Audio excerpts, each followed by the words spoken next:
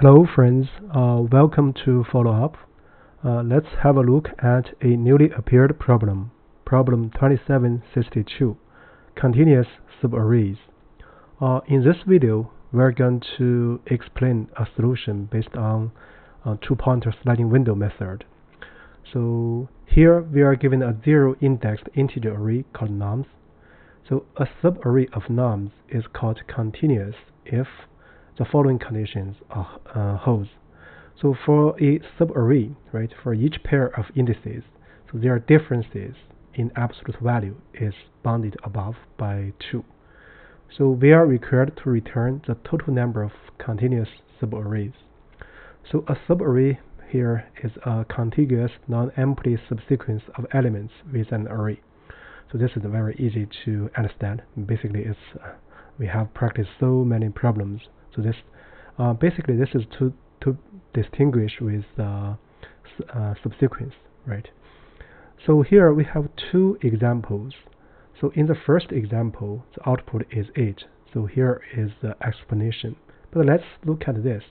So let's count the subarrays ending at 5, right? So there's 1. So we count 1. Let's count here. First, here what we are going to do is to a strategy. That's two-pointer sliding window method, right? Or trick. So here for the first example, so ending at 5, that is index 1, right? So we have 1, right? Ending at index 1. So 4 is 1 and 5 is also 1. So we are going to have 2, right? Ending at index 3 and 2, what we have? So we can have 2 itself. We can have 4 and 2, right? So we get another 2. And then let's look at the subarrays, valid subarrays ending at index 3. So in other words, at this last 4. 4 itself can be 1, right? So we can start from this 4. So it's another one. So starting from here, starting from this 2, and starting itself. So in other words, 3, right? So then if we add them together, so we add all these guys together. So what do we get? So we get 1 plus 2 plus 3. 3 plus 2, 5. 5 plus 3, 8. So this is the first example. Let's see. This is example 1. So now let's look at example 2. So for example 2, right? So the output is 2. So here is the explanation in the problem statement. Let's look at this. So for ending at index I equals 0, so we have 1. So this is 1, right?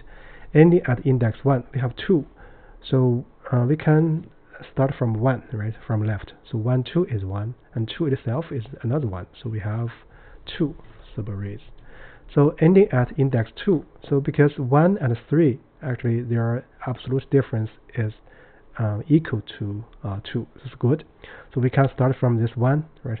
From this index 0, ending at index 2, or from index 1, ending at index 2, or just starting from index 2 and ending at index 2 itself. So this is 3, right? So then if we add all these guys together, all these numbers together, what we get? We get 1 plus 2 plus 3, and 3 plus 3, that is 6. So this is the second example.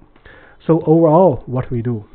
So basically for each index, I, so right, we count the number of valid subarrays ending there, right? Let's call this number ni, right? Then if we summation ni for all i's, then we get the result. So this is the problem logic. So here in this video or in this explanation, I'm going to implement a very vanilla two-pointer sliding window method. Here we didn't elaborate too much. The reason is that we just want to review the main idea, right? So here let's first get the length of this nums. So this is just for convenience, right? And then we're going to get a result variable. So originally 0. So we're going to return the final state of this variable. This is a counting variable. And also we have a left. I'm going to call it 0, L. This is the left pointer. For the right pointer, so we can I can use I, the running index, right? So here we need to use a dictionary to track or retrieve the min value or max value within that window. So here I'm going to use a dictionary. So I'm going to use collections. I'm going to use a default dictionary and set the values or key values default value to be 0, right? And then we are going to do the sliding window. Notice that left pointer is L, so right pointer is nothing but I, right? For I in range n.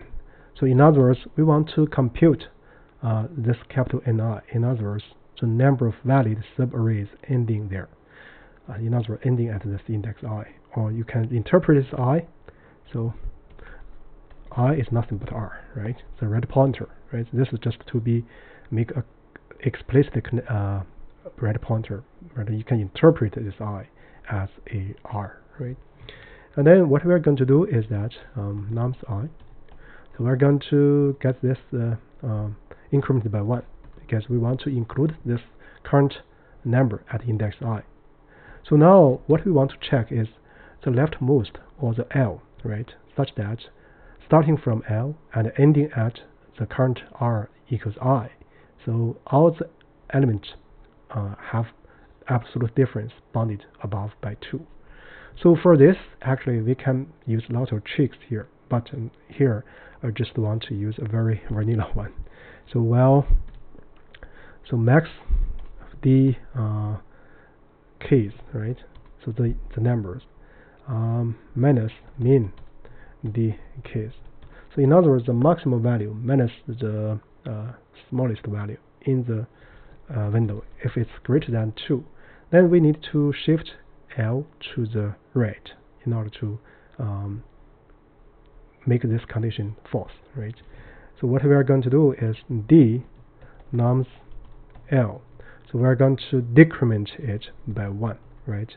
So in this case, we need to check if d nums L so equals 0, right? In this case, we are going to del this key, del d nums L, right? Otherwise, so we're going to shift it to the right. So after this while loop, basically we have an index starting from L state and then I, right? Starting from L and ending at R. So all the elements have a absolute difference bounded above by 2. So in this case, the number of valid arrays, so we just need to count the valid starting index because the end index will be I. So starting from L and ending at I, the number of indices is I minus L plus 1, right? So we're going to have result incremented by so I minus L plus 1. So in other words, this I minus L plus 1 is nothing but this is nothing but capital Ni, right? So at each index we do this summation or increment after this while loop, and then finally after this for loop, so we're going to get the required number. So this is this forms a complete solution format to this problem. So here, before we make any comments, let's first do a test. Yeah, it passes an example 1. So now let's look at the second case. Yeah, it passes the second one. Now let's look at the generic case. Yeah, it passes all the cases. So here I would like to make a comment. So overall, here we are using 2-point sliding window method. So this is not new to us in a sense. And secondly, in this check, right, we want to check within a window that all the elements have absolute difference bounded by 2. So here I'm using this condition. So this is very verbose. So there's a number of ways to improve. For example, you use 2 sets, or use deck, or use heaps. That actually leaves us a lot of room to improve this code. So the advantage of this presentation here, or this code here, so this is just a preset up. So here is sliding window. So the advantage is that it's short, and it reveals the main logic.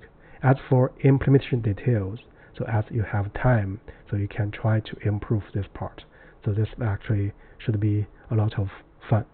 So with that said, basically that's about it for this problem or this video. Thank you.